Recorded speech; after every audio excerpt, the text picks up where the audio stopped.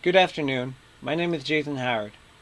I'm part of the Nuclear Renaissance team for Nuke 495. For my paper, I wrote about how analog circuitry changed in the nuclear field to digital circuitry from the SL1 reactor accident and how changes in the licensing procedure has changed. Analog circuitry, although was a large stepping stone for nuclear power, has soon been replaced by digital circuitry. For this, it's been changed for several reasons. One of the major reasons have been that the time delay circuitry for most analog technology was much slower than the digital circuitry. Digital circuitry is running on nanoseconds and milliseconds of loop transit times. The analog circuitry would take seconds to several seconds to determine whether or not a condition occurred that required a protective action. The analog technology also although very robust, was extremely hard to troubleshoot and required highly skilled technicians. Although digital circuitry also needs highly skilled technicians to troubleshoot, the ability that digital circuitry gives you is that it will enable a fault code and can call for whether or not the software or hardware has failed. Although digital circuitry is much more viable and much more vulnerable to noise and electrostatic discharge controls, the slightest change in these scenarios could cause the digital circuitry to fail.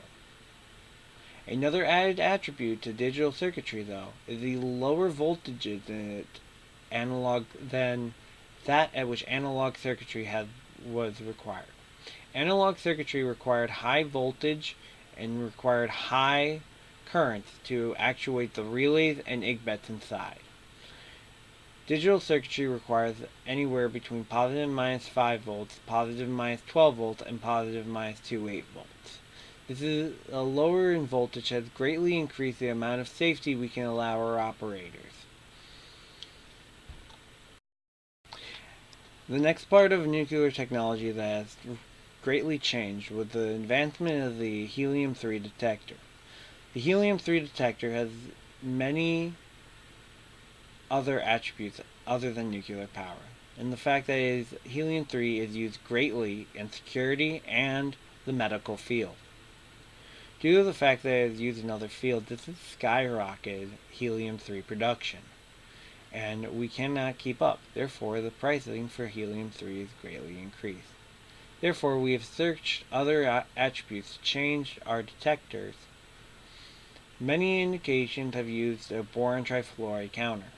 These boron trifluoride counters or boron-coated compensated ion chambers have greatly increased the amount of neutrons we can determine, but are less robust and can be acceptable to noise. There are scintillation detectors being manufactured and created now that will greatly increase the amount of neutron detection we can occur and the protective action that can occur with an increase in flux. With these increases in technology, hopefully we'll be able to ensure that helium-3 is only used for the medical fields and security fields, and nuclear power can find a different source of neutron detection. Neutron detection is not the only form of technology, though, that need to be advanced.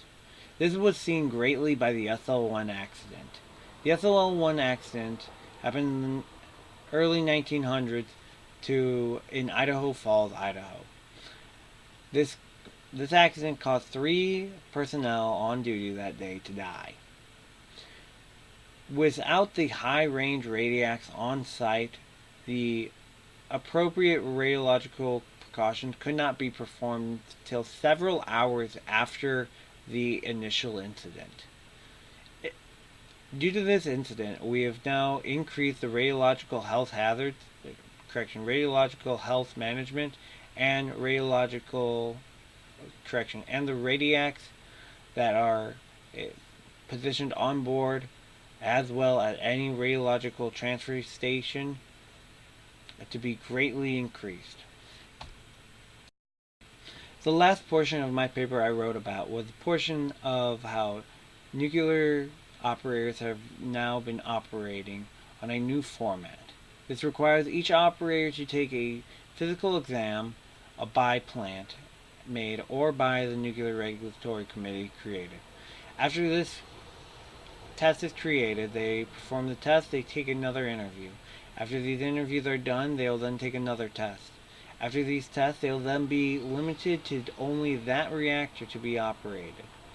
Many licenses are then only given out for 6 years. After these licenses are given out, the personnel must perform these tests again to ensure that they are in clear state of mind and body to ensure that they are done correctly. The personnel will also, every 2 years, perform a physical test.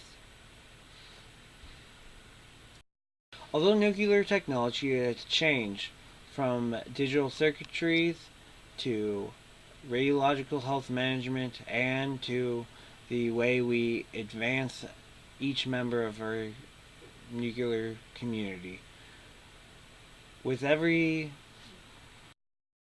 year moving forward, a practical and smart decision is to ensure that the safety of our operators and the public health is always the first concern.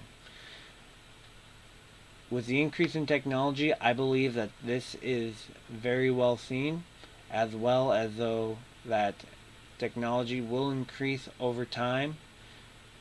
Nuclear power will have to increase with technology to always create a better and safe reactor. Thank you. My name is Jason Howard, and I look forward to your questions.